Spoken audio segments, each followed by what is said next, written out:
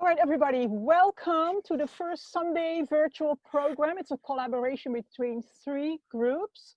The Jewish Art Salon, of which I'm the director, Art Kibbutz, and Jada. I'll introduce those directors in a minute. Everybody's muted now until the question and answer, which is going to happen towards the end. In terms of viewing, you have several options. You can see the main speaker, which is something I recommend because once the presenters start presenting, you probably want them on a big screen. And that is in what's called the speaker view. You'll find something about that on the top right. Oh, I see. Those of you who are viewing today and would like to present your work in the future or a lecture, we'll be happy to email you how to do it. It's very easy. If you have a web page or a photo page or a PowerPoint, you can do this. I already announced that next week we have two curators from Israel presenting. I would now like to introduce to you Esther Margit. Esther is the director of Art Kibbutz. Esther, would you like to say just a few words? Sure. I'm so glad to see all of you here. I've also been involved with the Jewish Art Salon. I'm on the advisory board, and I'm very proud to be part of this wonderful organization. And Yona and I have been working for many, many years together. Art Kibbutz has been taking a sabbatical the last year or so from public programming. We've been focusing on space, acquiring space to host artists in a residency. We are primarily an artist residency organization. We've been on Governor's Island for many, many years. Lenore and Cynthia, hi guys, have been, and also Yona, have been in residence at our location there. We've been looking at different spaces outside of the city within a 2-hour range. We are exploring co-housing options. And so if any of you are interested in getting out of the city or having a second home near the city, being part of a live-in community, that is something that because of COVID, we are exploring now, just trying to figure out how the traditional artist residency model should be changed in this new reality. And in the meantime, I'm very excited about doing these virtual programs with Jewish Art Salon. And I wanted to let you know that every first Wednesday of every month, we are offering more like a check-in circle for artists. So it's not about presenting work per se, but it's more of like an emotional and intellectual and hopefully spiritual connection led by our very own board member, Ashira Cinnamon. So if any of you are interested, please email me or Yona or Cynthia, and we'll definitely connect you with that other opportunity. We'd love you to be part of it. Thank you. Thank you, Esther. Now, the two directors of Jada aren't here yet, so I'm just going to very quickly say what they do. Jada is an arts group mainly situated in Florida. They are the ones that we collaborated with at the Miami Art Week last year, and we'll be collaborating a lot with them again. If they come in later in the meeting, I'll give them a chance to speak. I now would love to introduce you the three presenters. They will each show artwork for about 8 minutes. Then they will do a 50-minute discussion amongst each other. And after that, I'll unmute everyone and we'll be able to ask questions and discuss. So, first presenter, Archie Rand, was selected as the second Farash Foundation Fellow for the advancement of Jewish humanities and culture, the first having been awarded to Israeli author Amos Oz. His book, The 613, was lauded in the New York Times, and he's in the collection of the San Francisco Museum of Modern Art, Arts Institute of Chicago, the Tel Aviv Museum of Art, many, many others. His website is archierand.com. Richard McBee has written on Jewish arts for the Jewish press since 2000, and he wrote also for other publications, and he continues to exhibit paintings and lecture and curate art exhibitions. He has curated a dozen exhibitions for the Jewish Art Salon, and his artworks have been featured in all our major exhibits. His website, richardmcbee.com, exhibits over 300 of his artworks 200 of his Jewish art reviews. And Joel Silverstein is an artist, art writer, and curator. He too has curated many Jewish art salon exhibitions, including Through Compassionate Eyes, Artists' Call for Animal Rights, and Convivio, Jews, Hispanics, and the Comics. He's exhibited internationally, has written over 60 published articles and catalog essays. His website is joelsilversteinart.com. Okay, guys, take it away. You need to allow me to share my screen. Oh, I didn't allow that? Oh, sorry. That means, oh, I need you to make you a host, I think. Hold on one second, Richard. Okay, I'm making you a co-host. Let me see if that's good enough. Otherwise, I have to make you a host. Not, okay, there we go. Okay. Virtual Studios. Okay. And let's see here. Okay.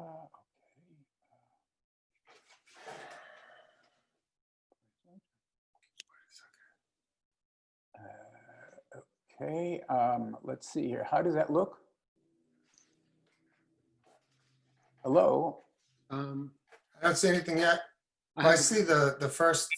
I have titles. The first line, and that's all you see? That's excellent. Okay, fine. Okay, fine. So, hi everyone, it's Richard McBee. I just want to remind you all so that you can see just what I'm showing you, the images of paintings.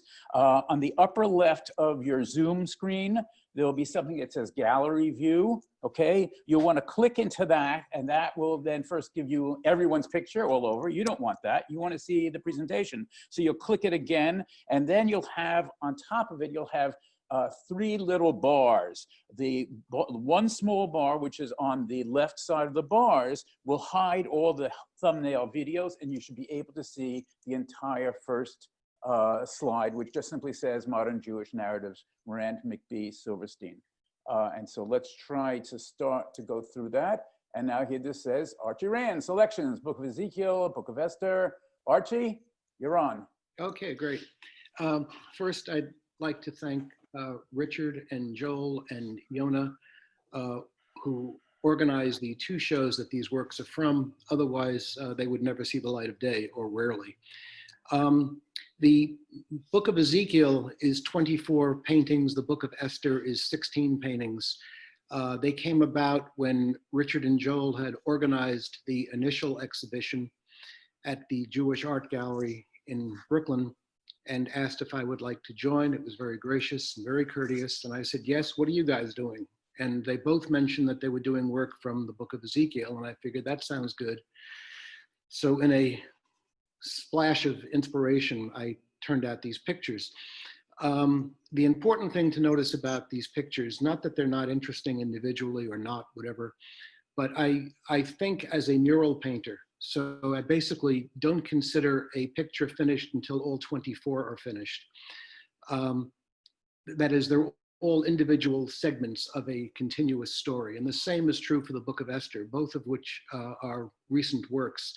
But what I'd like to talk about, since I don't think that the specifics are worth 8 minutes of talk, they have their texts underneath in the Book of Ezekiel. I'd like to talk about where these come from.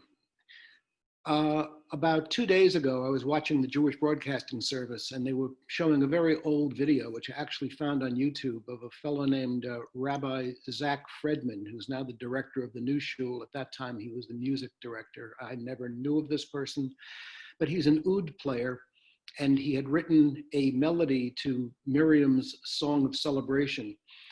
And he said that he had gone to a rap concert and had seen Burning Spear doing a rap about slavery. And he said that whenever we heard songs from Tisha B'Av, they were always these terribly slow dirges. And the song that Burning Spear was singing about slavery was very upbeat. And he thought, you know, that's very interesting. The musical accompaniment to a text does not have to be consonant with the text. Otherwise, it's a redundancy. And I thought, fascinating, this guy's on the same page that I'm on. So what I was trying to do with most of my work is have a synapse between the the image and the actual text from which it comes. The problem that we all have, and I mean by all, everybody on this screen, everybody watching, is why and where this stuff comes from. And something occurred to me about a year ago, and I've never said it publicly, but I have this forum, so I'll say it now. When you have a painting style, it refers to a national inheritance. The most obvious recent examples of that are the Mexican muralists, who claim that they were no longer colonies of the conquerors, but they in fact had a history that went back to the indigenous nations of Mexico. And we have, Orozco, Rivera, and Siqueiros, and Dr. Atl making his manifesto. And we say, oh, that's Mexican art. And then we have social movements like the African-American freedom struggle, the feminist immersion from forced quietude. And what I realized is that when these groups, these outsider groups, make art and make art that's ascribed to that group, what they are doing is they are proclaiming something about the unity and community of that group. And we're all very well to accept that curatorially. In fact, some venues are eager to embrace that. And one of the problems that we've had is that's not true for the work that we do. People like Yona, to whom we're all deeply indebted, have realized that and formed this sort of circling the wagons situation where we in fact get together and know each other. And this particular forum is an example of that. But the problem is that when you have a group of artists calling themselves Jewish, what you do is you run against 2,000 years of the Western and Middle Eastern prejudice that ascribes Jews to being wandering Jews without a nation, and therefore disparate, or very much like Haman says in the Book of Esther, these people are different from us. They live within us, but they're different from us. They're basically flies in the ointment. And we've been treated like that for 2,000 years since diaspora. And it's gotten to the point where we actually think of ourselves that way to a great degree. We claim that, oh, we're Americans first, how dare anyone question our dual loyalty. So when in fact you say you're making Jewish art, what you're actually doing is you're declaring yourself a nation. And once you declare yourself a nation, which is what art does, it comes replete with history and cultural customs. Oh, that's Mexican art. Oh, that's Italian Renaissance art. They believed in, this kind of, revival of the Greco-Roman aesthetic, and we can judge what that is. And, oh, that's abstract expressionism. That's the New York school. New York was the king of the world at the time. Once you start doing that for Jews, it becomes very dicey, because then it becomes religious and political as far as the non-Jewish world is concerned. And they get very, very angry. And we internalize that anger in terms of our fear of upsetting people. And the fact is, when you make Jewish art, you are declaring yourself part of the Jewish nation. And in these political times, that ascribes itself to being a supporter of and a member of the nation of the state of Israel. And that's a pretty dicey question, whereupon in the 30s, you didn't have that. When guys like Chaim Gross or Max Weber were making their dancing Hasidim, that was anthropological. That was, oh, this is what some of us do, and isn't this cute? But now when you do it, what you're saying is, I'm a Jew. And when you're saying I'm a Jew, you're saying I'm part of this nation. And in fact, this art represents the trajectory of 2,000 years of my inheritance, of my culture, very much like we just read on Pesach. This happened to me. And once you say that, you're not only excluding yourself, but no different than the way the African-American community or the feminist community or the Mexican community is very proud to sectionalize themselves as being something whole and apart. And once the Jew says that they're whole and apart, questions of dual loyalty arise. I mean, nobody asks a Mexican person living in New York whether they have dual loyalty to Mexico. No one asks well, just follow the analogy. But that's what we're going to be tarred with. with, and that's what I realized. However, I did see some success coming. You guys cut me off when my 8 minutes are up. I did see some success coming recently with the reemergence of Jewish subject matter back into the secular world. In fact, it was just yesterday that I went online and I saw a fairly well-known artist named Susan B., who's married to the rather well-known and awarded poet Charles Bernstein. This is a power couple. They're both pretty well-known people. And Susan has a show on right now that's being closed down because of the coronavirus. So she decided to put her work online. And one of the works that she had online was a perfectly representational, no symbolism, straight narrative of Jacob's dream with the ladder and the angels. And it was called Jacob's Dream. And I thought, wow, 5 years ago, 2 years ago, this never would have happened. This is a secular art show in a secular gallery by a well-respected artist who really has no, aside from the fact that they don't shy away from being Jewish, they announce themselves as Jews, but inserting that kind of art is something that Susan B., and I haven't discussed this with her, I don't know her very well, that kind of art proclaims to the world that as you come to the show, you see the work, here's a bowl of flowers, here's people swimming in a pool, and here's Jacob's Dream. So to that regard, I have to congratulate everybody who's on the screen right now for being in these groups. I have to, again, thank Yona, whose genius actually brought us together. And as far as these particular series of works is concerned, I would like to again thank Richard and Joel for coming up with these two exhibitions. So and that being so are Can we scroll through the paintings though? Yeah, yeah, can we I was scroll going to say that being go through the Yeah. pages. Yeah.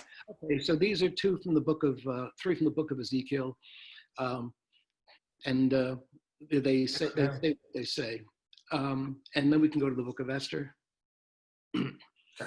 There's Vashti having her party. Next, there's the idol sewn onto Haman's coat. Next, and that's the the three angels that come down before Esther is to meet with Ahasuerus. That's a midrash that I just couldn't resist. And they bestowed on her to keep a straight face, keep her back up, and gave her some grace. So that's the visual presentation, and that's really what I have to say. So I will cede the floor to the next artist. Okay, fantastic. That's amazing. Archie, thank you very much. I Yeah. just want to know, are people seeing are you just seeing the text right now? Yes, I'm seeing. I see the text in one painting. Okay, Yeah. now that's the problem. Okay, I don't want you to see one painting. I want you to see just the text. And let me I just go got two back paintings. over here. Yeah, okay, no, we don't want I that. also see 2 pages at once. Right, exactly. We don't want that. Okay, so show navigator. No, we don't want navigator. Why is it just being difficult?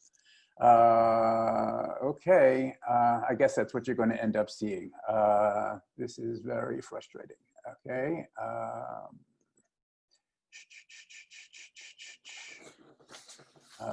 All right. Well, okay. Anyway, so hi. The first painting is The Hand of the Lord. Okay, so these paintings are a series of 6 paintings I did on the Book of Ezekiel, but very specifically Ezekiel as reflected in the paintings in Deuteropis. As you all know, Deuteropis is a synagogue. It was destroyed in the year 235, 237 of the Common Era, and the walls of the interior of the synagogue were all covered with paintings of Torah narratives. As you face the Aron, where they kept the Torah, on the right-hand side, that whole wall, one entire register, was the story of Ezekiel, the story of the Valley of the Dry Bones. And so the first image you see here, the hand of the Lord, is an image of, in fact, the account starts with, and the hand of the Lord touched Ezekiel and took him to the Valley of the Dry Bones. The issue here, of course, is does God's hand deprive, though, Ezekiel of his right hand? Because you see, the painting, the image is essentially the right-hand side of it. The 2 angels cover Ezekiel's, actually his left hand. And then the other question that should come to mind is these bones. Okay, there's a valley of dry bones. Ezekiel is commanded to speak to them. And you're going to see that in a moment. But first, God asks him a question. And that's the second slide. The second slide is God asks Ezekiel, can these bones live? And here, the image I have is actually reflects something I did many, many years ago in Ezekiel, because I saw this whole image of the Valley of Dry Bones. Of course, it's referring to the Holocaust. And the image here is Ezekiel being asked, can the survivors of the Holocaust live? Is that possible?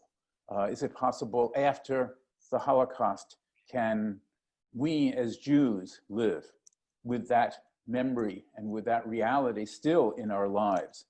And that's what that painting summons. The next painting, the next thing that in fact God says to Ezekiel, he says, prophesy over these bones, meaning tell them to rise up. Well, Ezekiel is on the right-hand side of this image, and it's almost hard to imagine him having the courage to try to say something to those bones, and perhaps the bones are rising up really without him as they're rising up in the left-hand side of the painting. The narrative goes on because then the book of Ezekiel describes what happens and says in the next painting, the spirit entered them, meaning literally the spirit of life has entered these bones as they are ascending up. You'll forgive the color, it's a bad reproduction. That actually is a metallic gold paint. The idea of this golden column in which these bodies can be rising up and being touched by these angels. By the way, the angels with those funny little angel wings, those angel wings are very typical of the wings of that are in Dura Europos, and the angels in Dura Europos. Almost these little fairy wings, 19th century Victorian views. Well, Dura Europos had those wings also. So the next image is, well, open your graves, meaning the graves now suddenly these bodies have become whole and they suddenly become enlivened and they rise up, and they rise up. But they rise up and a strange thing happens is, that's not the idea really, is it? You know, it's not the idea of Ezekiel's vision is not that these people who now have become alive, they have life in them, but they're not to rise up to heaven. They're to stay on the ground, to stay on earth. But something in this painting tells us that no, in fact, perhaps that won't be possible. Maybe they will only be able to arise in heaven as in a resurrection, but not actually in real life, because maybe this is not possible. And so the last image I have here, which is slay. Well, at the extreme right-hand side of the Dura Europos paintings, right at the end of the narrative that shows the Valley of the Dry Bones and the bones rising up and the bones becoming a great nation, a great number of people, there's a very puzzling image. And the puzzling image is taken from another place in the book of Ezekiel, in which it talks about a slaughter. And it addresses the Valley of the Dry Bones because the first thing to wonder about the Valley of the Dry Bones is, who are these dead people? Who are they? And what are they dead for? Are they dead for a reason? Are they sinners? Are they innocents? Are they simply victims of a war? And so the last image addresses that puzzlement, the puzzlement of the dead. Who are they? And of course, they're looked over by 3 soldiers who may have been their executioners. And yet Ezekiel stands in the foreground. He stands in the foreground, reading his own scroll with an angel informing him of what is in the scroll. And yet the whole thing actually then kind of questions. Traditionally, the Valley of the Dry Bones has been an image of great hope for the Jewish people, because it's the resurrection of a people. But perhaps that's not so easy. And perhaps is just too much pain to actually allow that resurrection to happen. So at the end of the day, I think this series of paintings, these 6 paintings, each painting is about 30 inches square, asks more of a question than provides an answer. Let's see here. I think that's basically it. I want to go on to the next slide, which is introducing Joel's work. I want to try to get it so that Joel's work is fully visible. In the big, okay. Yeah, in the big picture, exactly. So everybody can hear me at this point? Yes. Okay.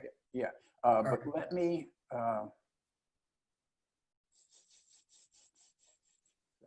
it's not working. What can I say? That's the next one. I'm going to stop to share for a moment, and then I'm going to try to open it up again. Okay? Because I want yours to be. Okay. So hold on to this.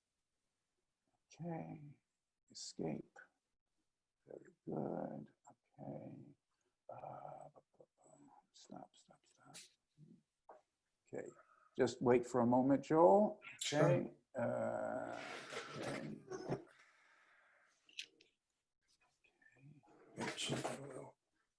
And let's see here. For some reason, I've lost.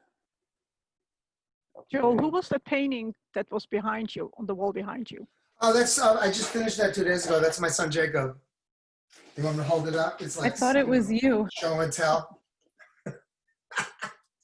I thought it was you as a teenager. Yeah, it's funny because I did the painting of me being bar mitzvah, and then my son is 21, although that's when he was like 18. Now, that's the whole thing. Okay. Okay. Let's see here. Nope, it came back again. I'm sorry. That's the best. I mean, I'm do. okay with this. Okay, it's the best I can do. I'm sorry. Okay. First, I wanted to say hi to everybody and give a shout out because the exhibition is still up at Beth Sholem out in Rosalind Heights, and the curator is Beth Slavin. Nobody mentioned that, so, and you would open up. But I wanted to thank them. The show's still up. That Sheva was great and everything, so that needs to be said. That's the first thing. Second thing is, I started off with this image because all of us are very engaged with biblical narrative, right? So you can see in the image on the right, I'm pointing as if you can see, but I guess you can all see. I did, in the show, it was 99% for me, biblical narrative, but I also had some other kind of portraits and stuff like that in it that are Jewishly involved. I included this because, and no one mentioned it today, the Jewish art is very multifaceted.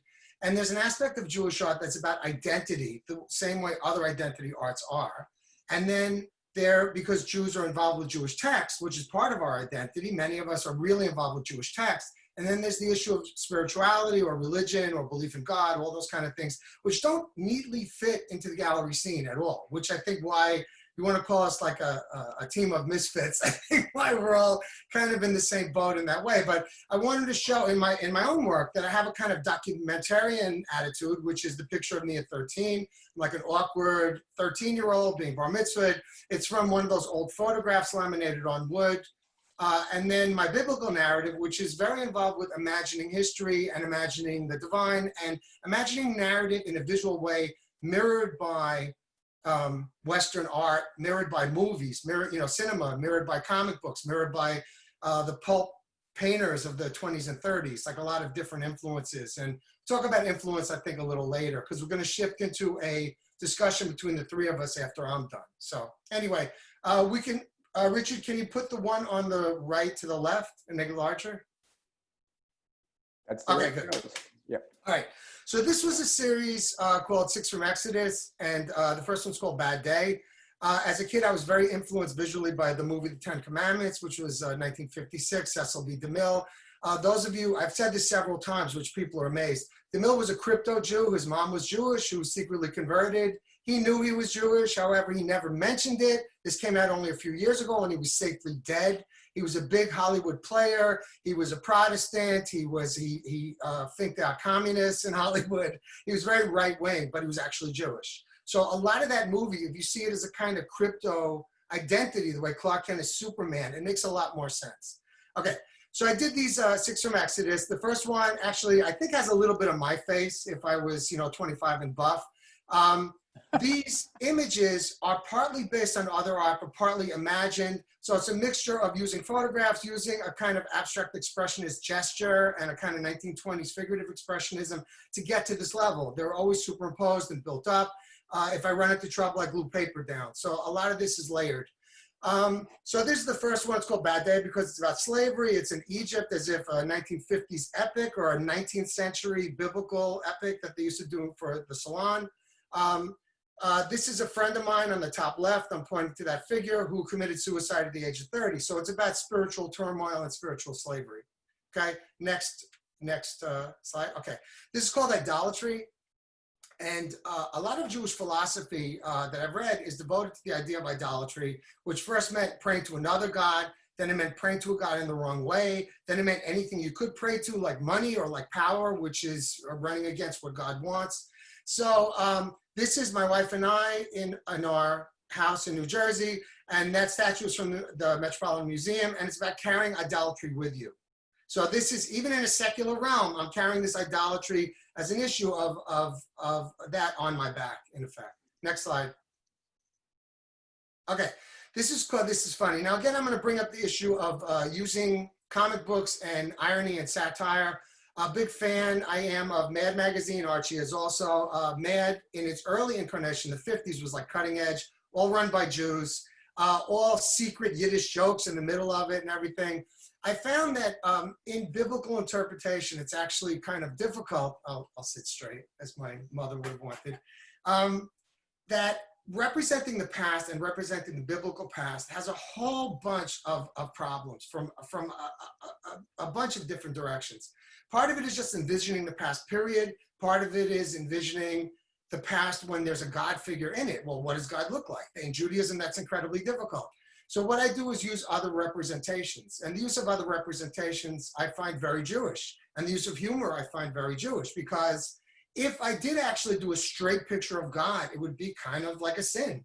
If I do it through a joking manner and you have to interpret it, well, that puts the onus on you to interpret what it means. And also the reality of the sacred, the possibility of the sacred, the possibility of the sacred encounter, which is very important to me in artwork. And I think that's why I've been drawn to Jewish art in general.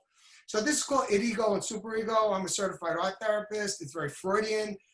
Figure of Moses on the left is the superego. Figure of the creature from the Black Lagoon is from 1952 Universal horror movie, is the id. He's like the rampaging id monster. The figure in the center is from a Bible illustration, but it's actually me. So I'm the ego and I'm stuck in the middle, as are we all. Next.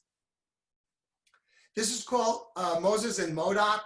One of my heroes is the great, brilliant, and amazing genius comic book creator, Jack Kirby, who died about 25 years ago. He was Jewish. He put a lot of Jewish content in his work. He's the secret author of the Marvel Universe. Forget Stan Lee, they're lying to you.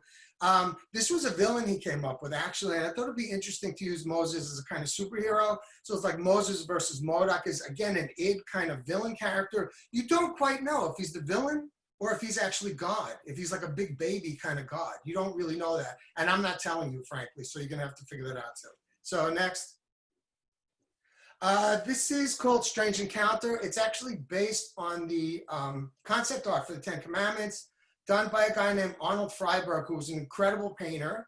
And he was a Mormon. He became a Mormon, he converted. And he did all what we know as the visuals for the Ten Commandments, along with storyboard artists. DeMille was like really taken with him. All the paintings are in, I think, in the Mormon sanctuary, I believe, in the Midwest, blocking on the state.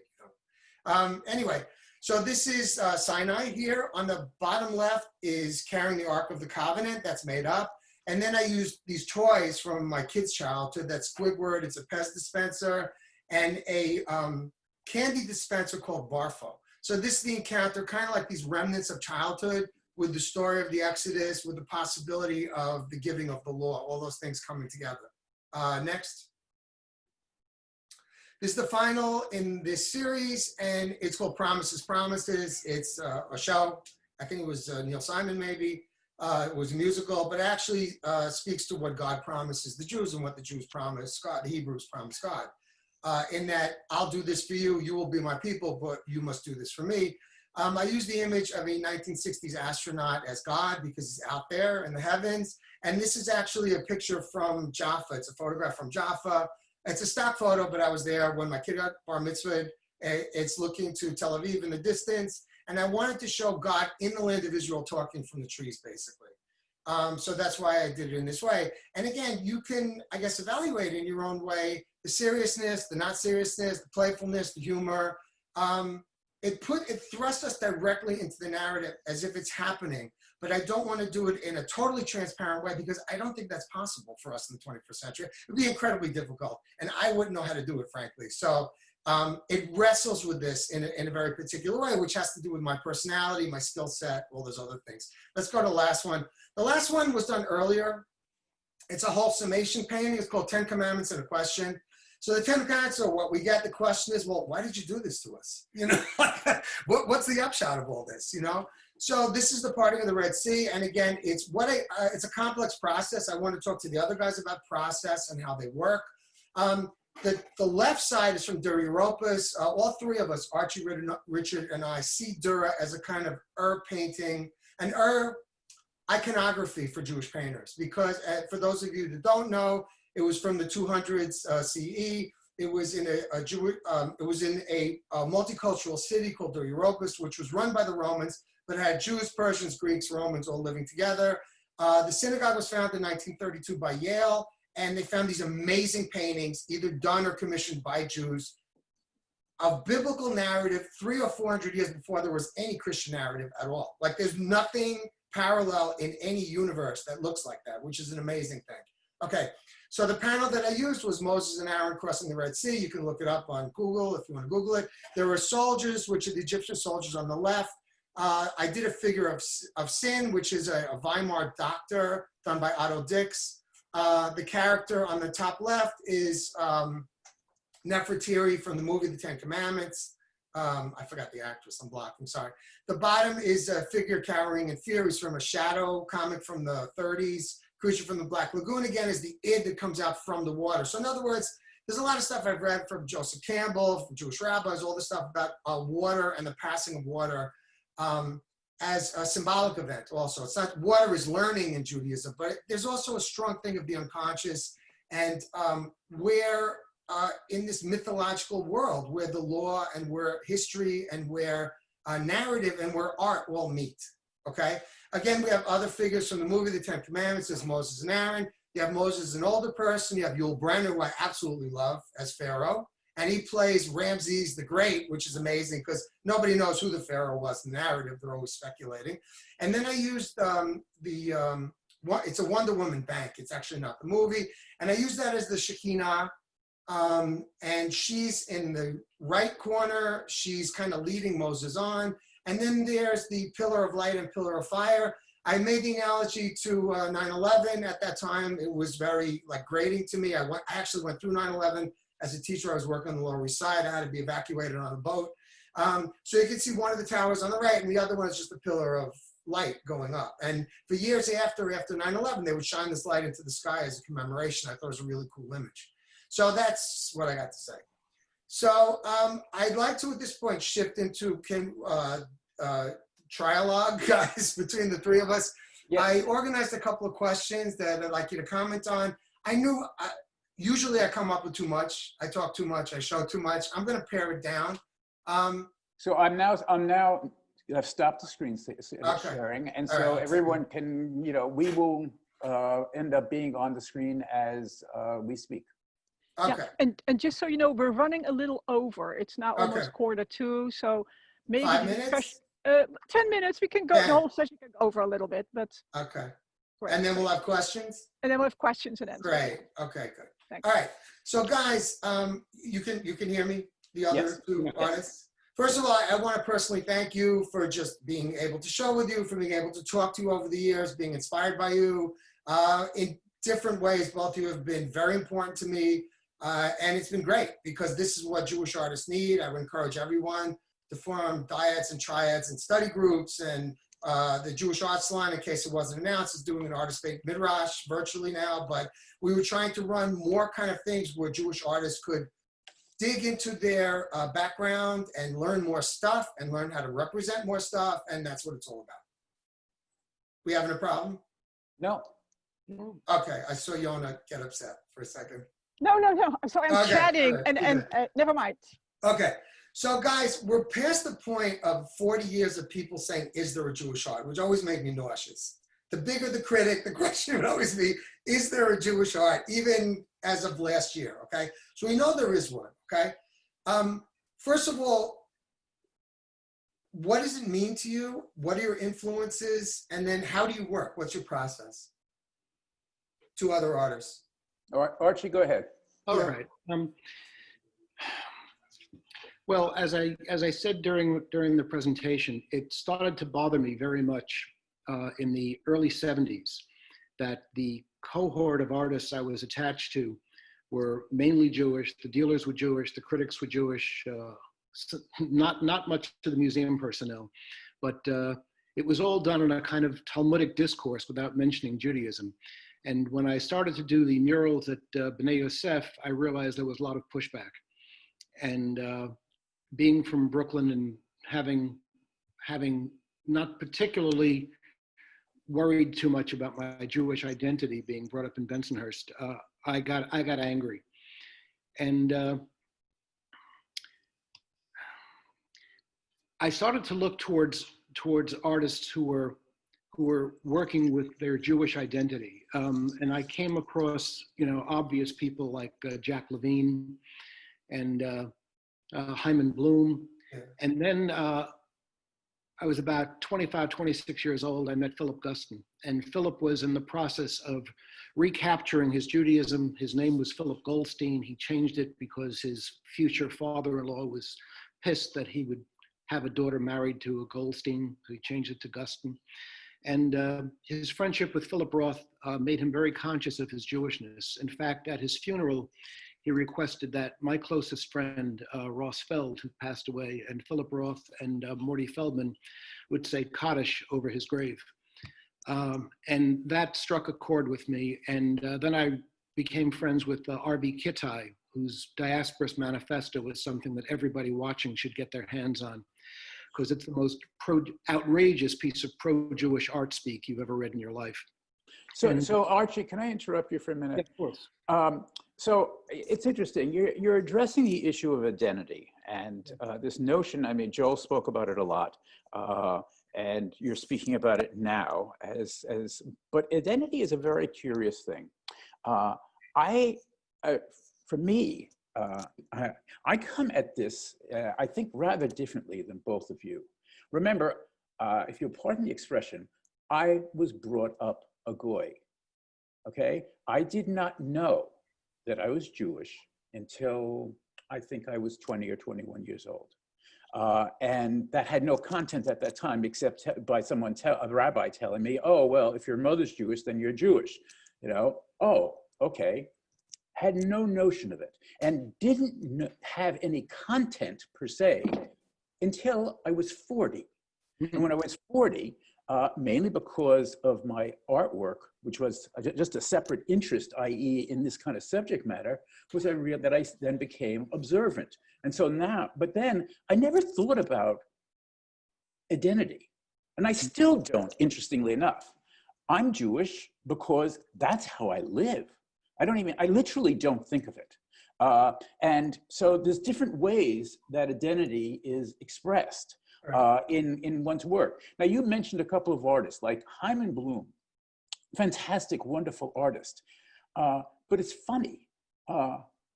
Yeah, there's pieces of his work that's Jewish, but actually his subject matter is more about identity. When you do, hundreds of paintings, or probably almost hundreds of paintings of rabbis, well,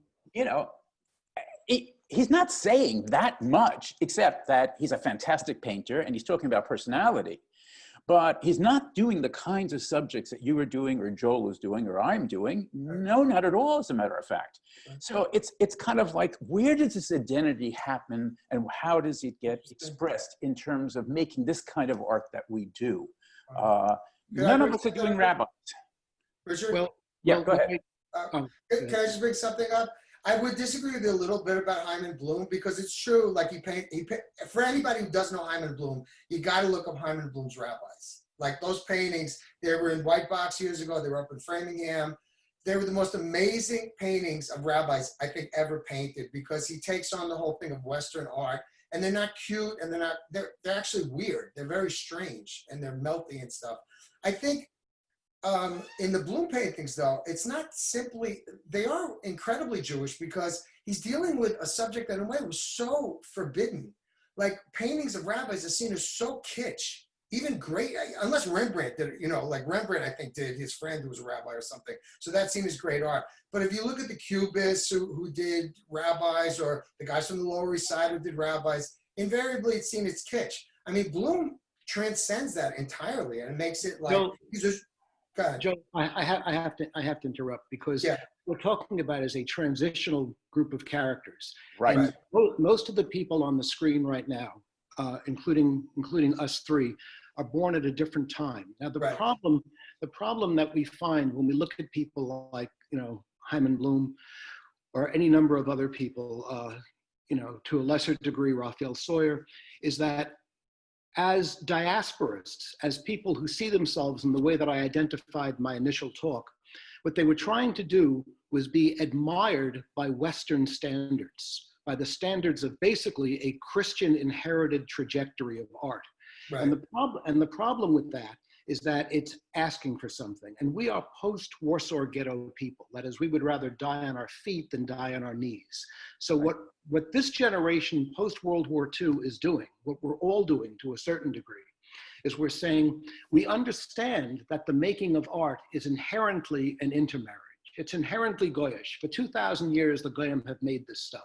You know, now that we're doing it, it depends on how much loyalty, how much do we have to accede to the arc that we find ourselves attached to? Right. And to a great degree, the post-rabbi painters, the painters that come after World War II, starting with the abstract expressionists, are people who basically say, you know, we're going to invent a personal way of representing our specific place, rather, in Hyams Bloom's case or in Jack Levine's case, rather than a communal place. Right. So in this sense, every Jew becomes an individual and is entitled to sort of give and take or invent, you know, whatever piece they want, for the sake, as I mentioned at the 92nd Street Y, for the sake of making, for lack of a better word, evidence that there is in fact such a thing as Jewish people who identify as Jews for whatever reason, Richard. You know, I mean, it was very interesting. I didn't know that. But for whatever reason, you know, we need to do this. You know, that's what we're going to do with our time on Earth. You know, we have a choice of being admired for the way the highlight falls on the apple in our still life, or we can in fact do something else.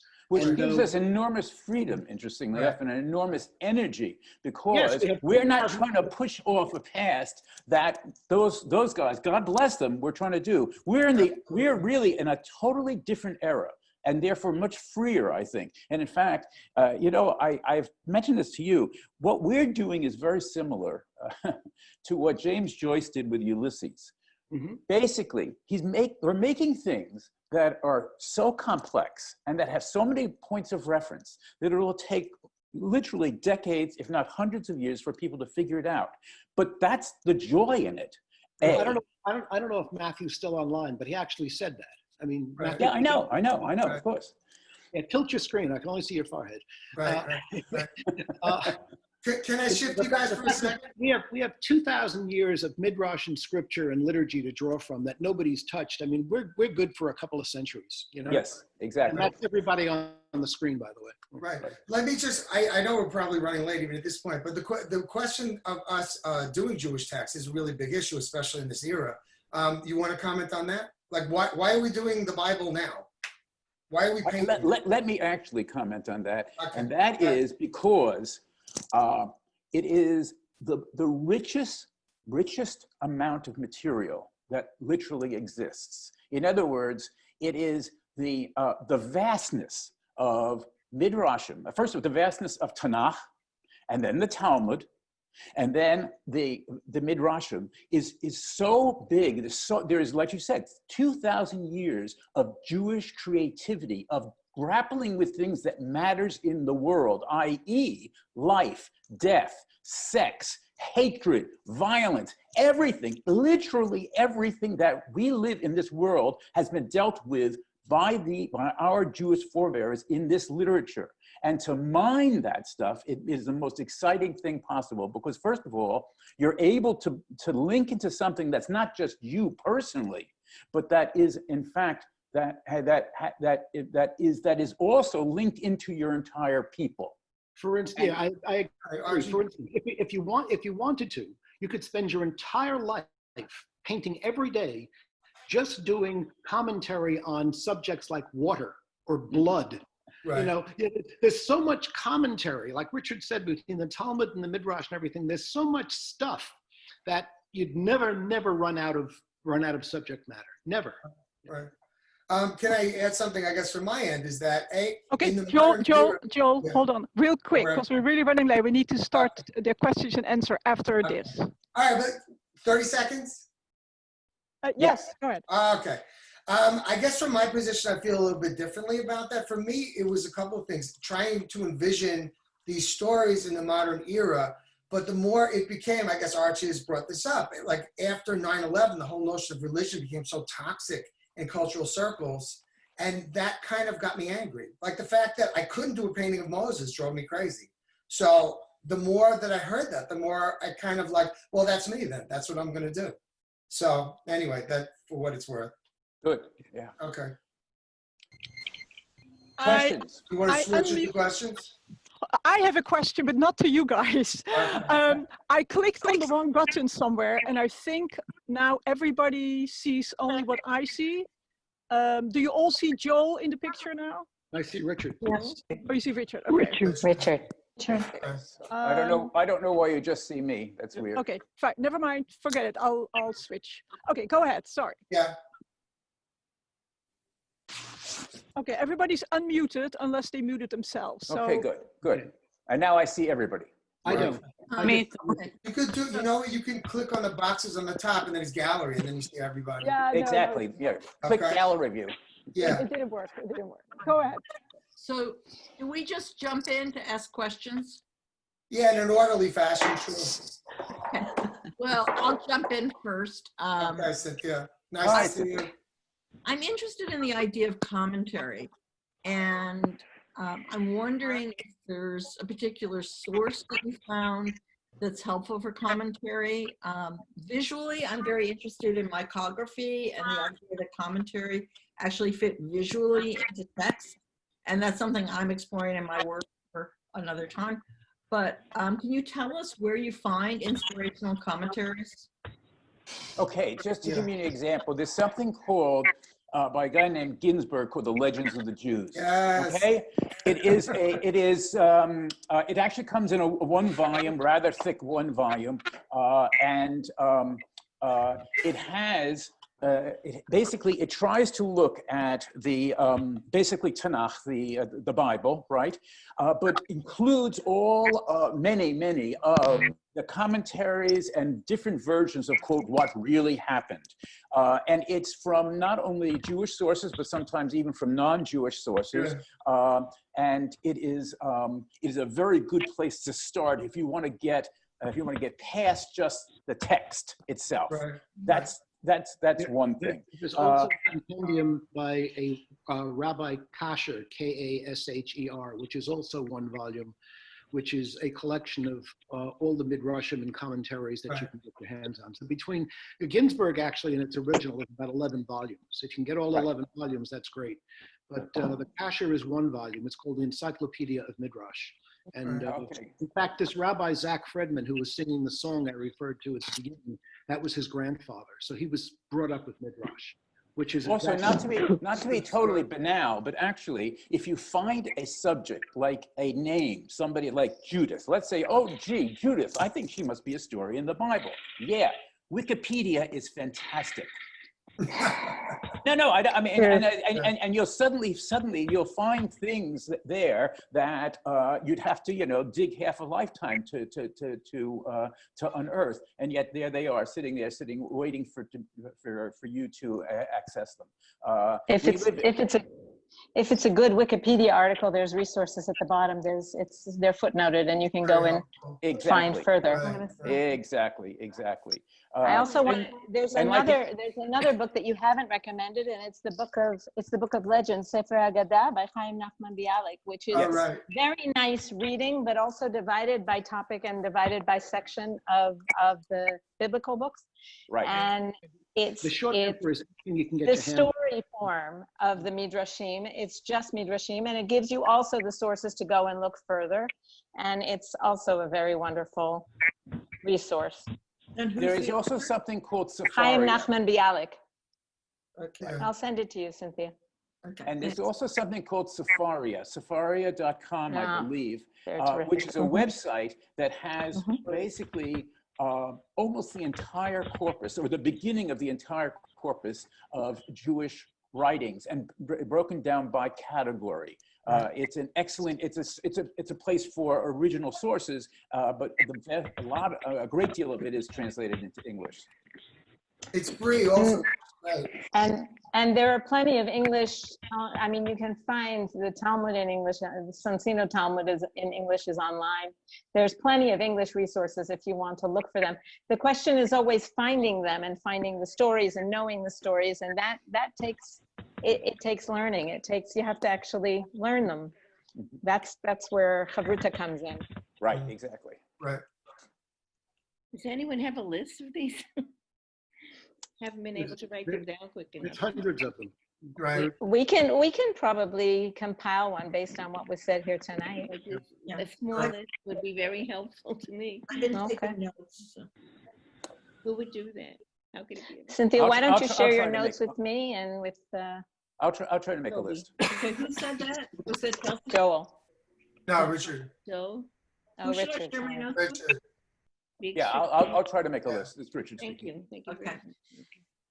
I would also love a list if you're making one, if people have Jewish artists that they think are important to look at. That would be another list I would love to see.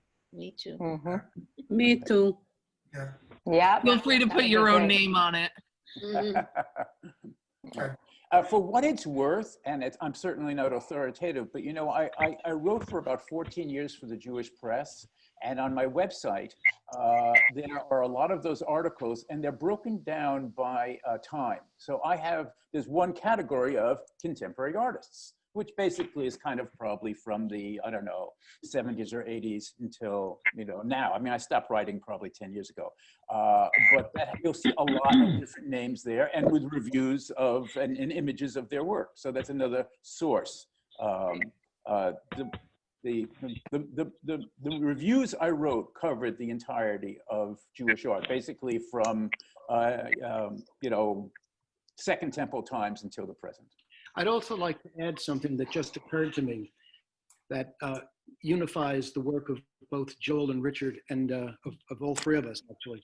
And that is, if you're compiling all of these midrashim, if you're going to put these books together and read all this commentary, there is an example that you can take from history of visual art. It occurred to me about a year ago that,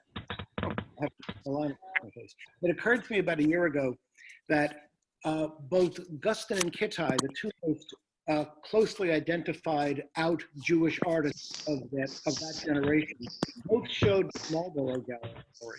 And at Marlborough Gallery, Francis Bacon was showing. And I think that Francis Bacon's example of taking his gay community and putting it in everybody's face was so bold and so courageous, so outrageous, that people like Guston and Kittai got the go-ahead, in a sense, to do that with their own Yiddishkeit. And the amount of, well, if you see it as courage or if you see it as a good use for your life, the amount of necessity that you have to make your Jewishness extant in your work couldn't possibly be as as bold as what Bacon showed to Guston and Kittai. So once you read this stuff, don't feel constrained to illustrate it like Classics Illustrated. And one of the things that Joel, Richard, and I do is we take that leap from reading something and making a primary visual interpretation rather than something that's secondary text and therefore redundant. That is, if you simply illustrate something, you're really not adding anything to the Jewish visual. You're simply being obedient. Wow. I have a question. I'd like to respond to Becca. Oh. Can I say? Yeah. Yes.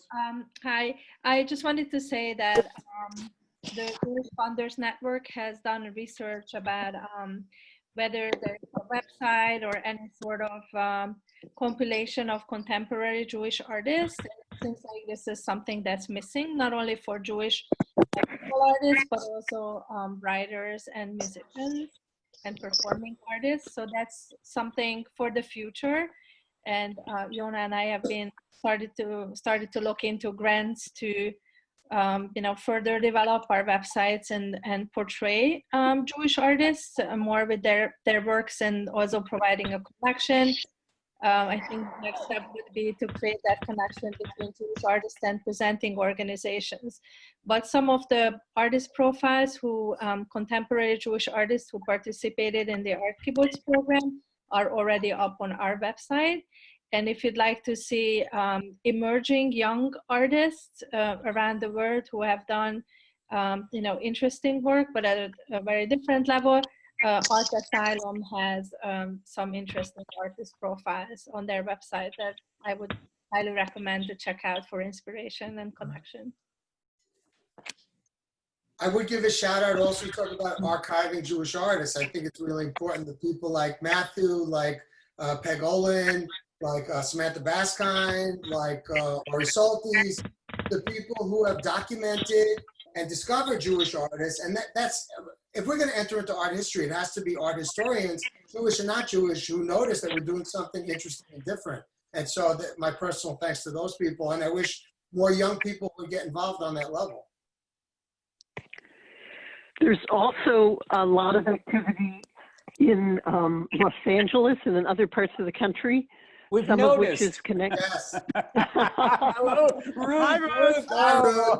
Hi, Ruth. Hello. Hi. This is really a terrific program, and it was very hard to get in, but I got in and I've heard it, and I just value so much what you're saying about your own work and about the history of Jews being artists who are willing to be Jewish. I think it's so important and so different from the 20s and 30s. Ruth, please introduce yourself, because a lot of people here may not know who you are.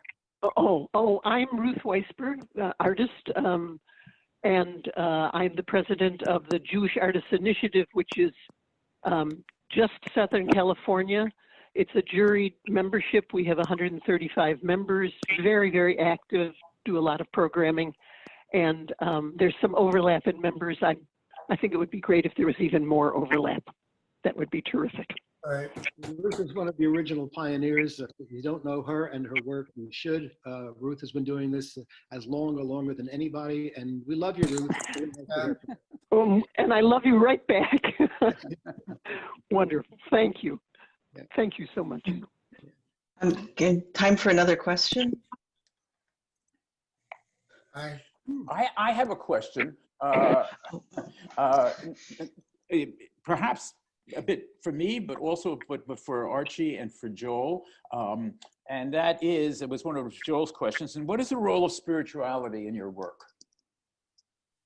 That's a touchy question. I think that we have to rely on that old chestnut that one's art is one's prayer, and that somehow.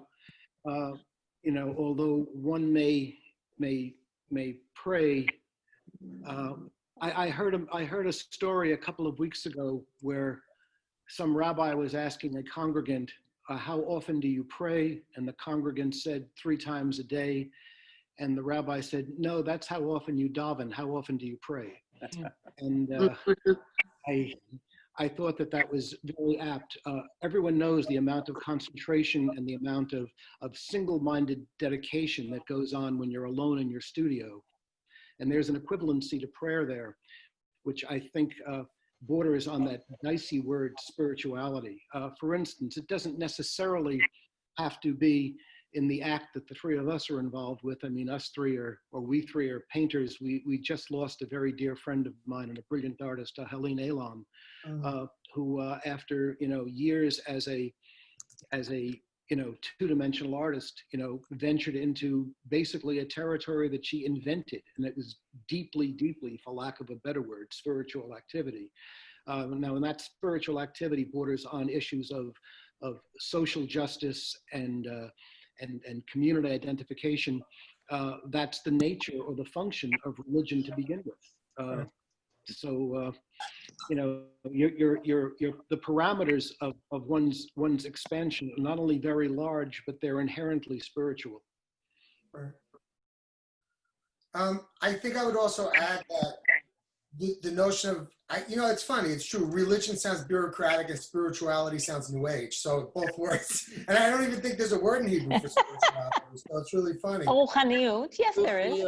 Sure. Okay. Yeah. Anyway, I was told there wasn't, but it doesn't matter. In English, it still sounds bad. I guess for me, the whole thing of belief, or you want to call it spirituality, or the belief in a Jewish God, or anything like that, the notion of doing art gave me a place to put that into. It was a container where I could put that into.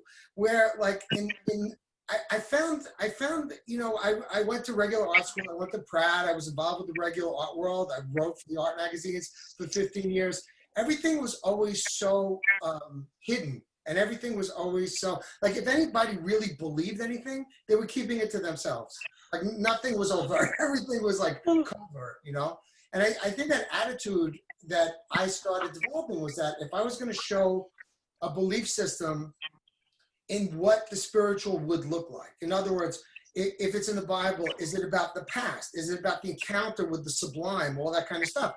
I mean, it's inherent in abstract expressionism. A lot of those guys were Jews. A lot of those guys were cloaked in those, Rothko and those guys had to be cloaked about the way they talked about things. But I think it's definitely in there. And so if I'm being overt, and I guess, Archie, we've had this discussion about being like the poor taste guys, like we're in poor taste because we're showing it. Well, I guess that's what needs to be done then. You know what I mean? And it's like if people are going to like it or not like it, that's up to them. Well, that was my point. It's, did I win something?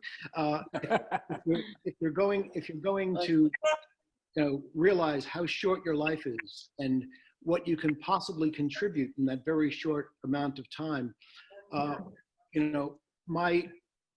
my particular viewpoint is the only thing you can do is act out of gratitude. And if one has gratitude, one is inherently religious, despite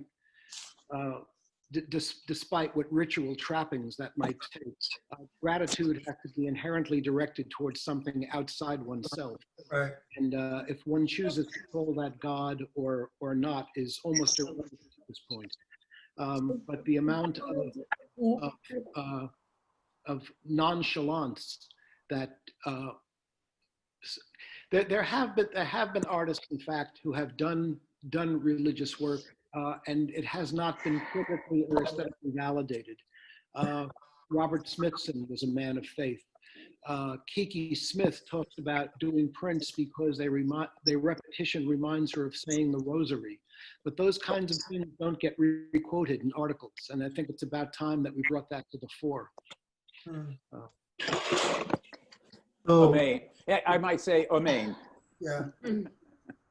Can I say something? Sure. I'm listening to you and to the three of you, and I'm hearing that on the basis of people that came before, I'd have to say men that came before, because all three of you are men, and I don't identify with your art the way I do with Ruth's art, for example, which I've been looking at, and her art speaks to me more. I see mikvah, I see women doing many kinds of things. Not that you didn't have women, But what I'm thinking is that for some of us, I mean, Richard gave his story. So my story is that I come from a religious background, and I am now moving into an egalitarian background and feeling more free to express myself than I did when I was a lot younger. And I think that everybody has a different journey. And I thank you for describing your journey so that I can possibly start on mine. But Absolutely. I'm not sure how it can parallel, and I'm not sure if you can speak to that. You mentioned women and feminism, and that's one of the pieces that fits into my world that doesn't actually necessarily hang about in the corners of yours. If there's something you can use to address that for me, that'd be great. It doesn't parallel. The point I was trying to make was after World War II, it became quite obvious that as a community we were decimated, and it was left up to us as individuals to make specific statements as a coagulant would form the larger language of Jewish identity. Right. So rather and than, yet your statements are very different but remarkably similar of the yes, three of you. We're all guys and we're all painters. So like a very, very narrow focus. But my point is that everyone's individual experience is going to inflect on how they do their work. For instance, I don't know if you're familiar with this painter from the 18th century, Gabriella Garzoni. She used to paint fruit, and she was a contemporary of those court painters, Bartolomeo Bimbi and those guys who used to paint fruit and stuff like that. And when you look at Garzoni's paintings, she has plums with stretch marks that are leaking fluid, and no man would ever paint that. But the fact that they're incredible paintings, they're just brilliant, and only Garzoni could have painted that in that time. A man wouldn't want to paint a stretch mark, split and plum with the, and that's why I brought up Helene, because Helene's reference was, I've been cut out of this book, and I will not tolerate being cut out of this book and call myself Jewish. Therefore, I must rewrite the book. Now, that kind of chutzpah is necessary to reform the larger tent into which we can all fit. So basically, we've got three guys here. Nothing could be more boring than three guys talking about painting. But, among the three of us, it's great bar talk. But for those of you who are listening, you've got individual experiences that really have to be manifested in your own history. So I agree with you completely. But I would react, Rena, to what you said in that we certainly all have our own journeys to make as artists and as Jews. And they're unique because we are unique. I think we have an enormous amount in common as Jews. And that to a great degree, I think, separates us from non-Jewish artists, because let's put it this way, no one would be on this call unless they had some idea that there was something called Jewish art and it was of some interest to them. Most non-Jewish artists probably scratch their head at the idea of Jewish art. Why would I be? I don't know, it's not for me,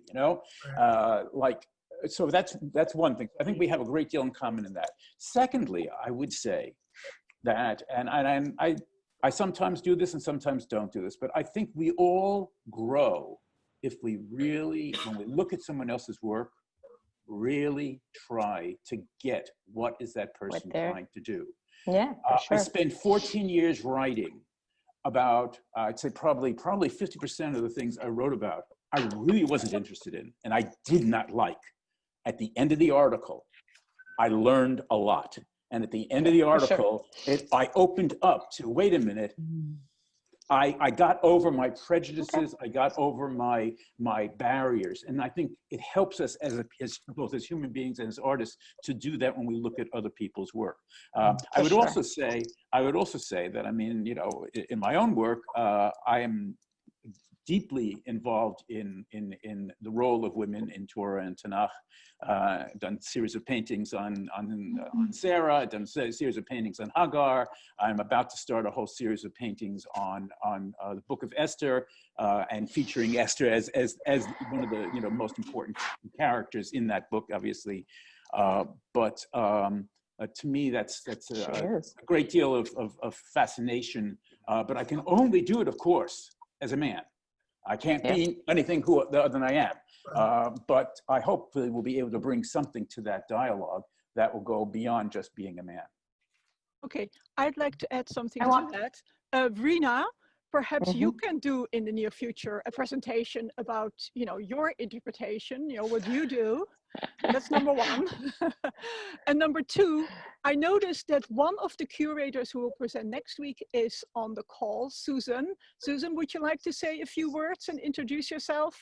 And then we can continue the conversation, of course. But now that I see you, Susan, would you like to say a few words? Okay, first of all, hello everybody. Nice to meet you. Nice to see you all. I live in Jerusalem. This is very interesting to me, and I hope that next week you will join us for the presentation. Because we're breaking up. Picking up? A little bit. Okay. I'll speak slower. Yeah. Okay. I hope you will all join us next week, because what we're going to see next week is very different, actually, than what Archie, Richard, and Joel do. It's going to be more on lines of conceptual art and very much involved with Hebrew text. So I think it'll be interesting. It has to do with the Talmudic text, which is what everyone was talking about. The wealth of Jewish text that has not been completely mined at all, not been mined at all. Well, not at all. That's in my I'd like to add something, if that's okay. Hold on one second. Susan, for next week, we need to do something about, you're probably in a spot with not a whole lot of strong Wi-Fi, and that's going to be difficult for next week. Is there maybe another place you could do it, or maybe directly to the Ethernet? Yeah, I'm going to move to another room in my house next week. No worries. Okay, great. All right, thanks. There you go. Yona. Archie. Hi, can you hear me, you guys? Hi, Yona. Hi, how are you guys? Wonderful presentation. So wonderful to be part of this Jewish Art Salon family, I call you guys. Yes. My family is so spread apart all over the world, and you are partly my family here. So I just wanted to say that all your presentations were wonderful. Archie, what you said just hit so close to my heart, because about identity and about the way you express it, especially, I feel that is so necessary that you bring it up repeatedly, and you speak so eloquently about it. But I just wanted to say one thing about that I have come to a conclusion after also, I can say, suffering these questions, so to speak, in my life about having dual identities and multiple identities and questioning all of that. I just come to a conclusion that no matter what the hardship or the hard questions are, just to do it. There is no other resource. There's no other way but to just keep at it persistently. And here we are as a group, so strong and alive and thriving and exhibiting and making art. And I think that itself is such an achievement and such a thing to celebrate. And I know that there are people out there who I encounter that all the time. I mean, I sometimes myself get ostracized just because, people have called me out at lectures of mine and saying, if I say anything Jewish, that they associate me with Israel. And I say, even if I am associated with Israel and I love Israel, what is, like everybody else can speak about their identity, but when Jewishness is brought up, it's kind of almost a little bit attacked. But instead of getting angry at them or getting upset, I just sort of like matter of fact tell them that I wish to celebrate my identities too. And if you can celebrate yours, I can also talk about mine. And so that kind of shuts them up. And I think what you said, Archie, again, so eloquently about like all of these questions that you brought up. But I think, I just wanted to mention this one thing, because I please don't take it as something that I'm kind of like showing off or something like that. But just recently, a big foundation bought my work that will probably pay my rent for the whole year. Wow. And it was a non-Jewish foundation. Mazel tov, mazel tov. And it was a Jewish work. So, I mean, just like that, that happened like randomly, and that made me reinforced that what you're talking about, like fitting in and not fitting in. I mean, oh my God, I think about it all the time in my work, in my life.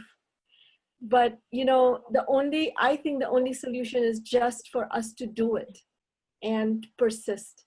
Absolutely. Thank you for letting me speak. Well, thank you, Siona.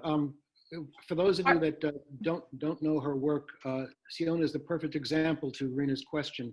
A totally individual, immediately recognized artist of tremendous gifts, and great to see you. And your point about having sold your work to the non-Jewish organization reflects back on my initial remarks about Susan Dee's show, where she is proudly showing Jacob's dream with the ladder and the angels. I figure, you know, if we just keep, you know, Picasso says the only important thing is to do, everything else is BS. And, you know, basically that's it. I heard one more thing, by the way, which may help everybody because it helps me. I heard a lecture by the poet Marie Ponceau many years ago, and some graduate students stood up and said, you know, I have writer's block. I haven't been able to write in 4 months. Do you have any suggestions? And Marie Ponceau said to the filled audience, she said, yes, I do. Lower your standards. And one of the main problems that we have as people who are concerned with Jewish work is that we want to have it both ways. We want to somehow inflect our Judaism into the work and our identity, and also be recognized as being good. That is, being aesthetically viable, being something whose craft can be recognized by the non-Jewish world. And Marie Ponceau's answer to that was, forget about the second part. It doesn't matter. It doesn't matter. The only important thing is that you inflect your natural instinct, and whether or not people accept it as art or good art or bad art is their problem. It's not your problem, which is what allows certain artists in history. I mean, you know, everyone from Goya to Picasso to Guston to Helen Frankenthaler to Helene Elan, you basically invent your own language. And the problem with being a Jewish artist is, more than any other kind of artist, you have to learn to accept yourself. You have to learn to, like, just be at home with yourself, rather than, you know, looking for any kind of received approval, because it ain't going to happen.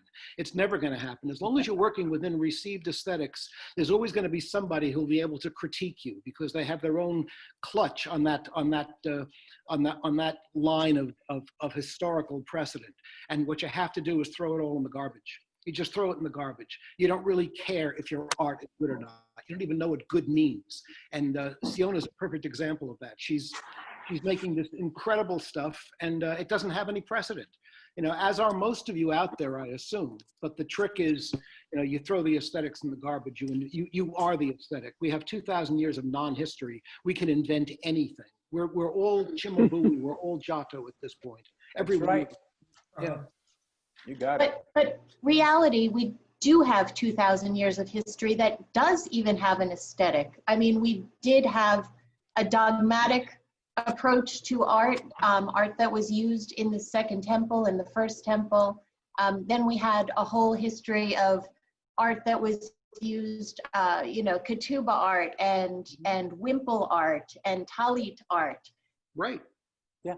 Questioned or was curious about that. This notion of why the narrative, the biblical narrative, why the biblical narratives now.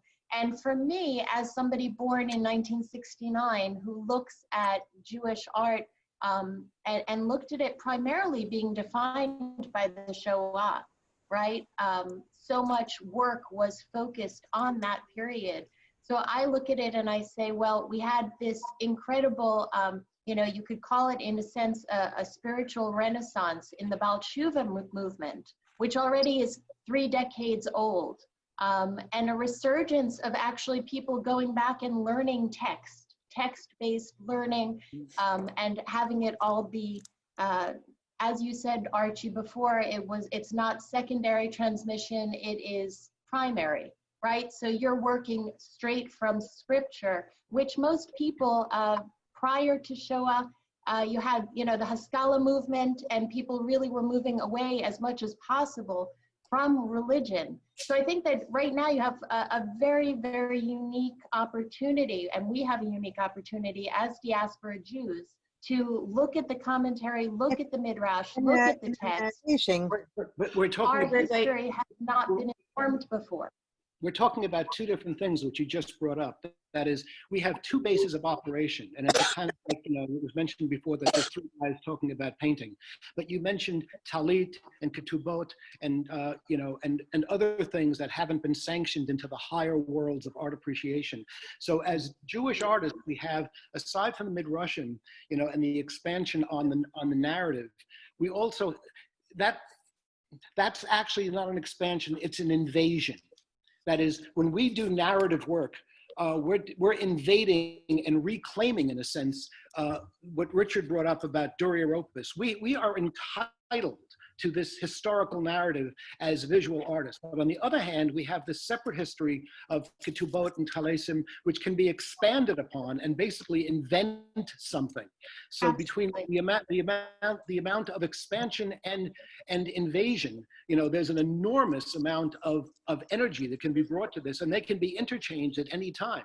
You know, one can be working out of the ketubah situation and decide that they're going to, as some ketubot have, some narrative information, and expand that, and maybe if they want to do it on a large scale, which makes no sense in terms of its functionality, but it's visual, you know. Okay, on that terrific note, I think we need to conclude this meeting.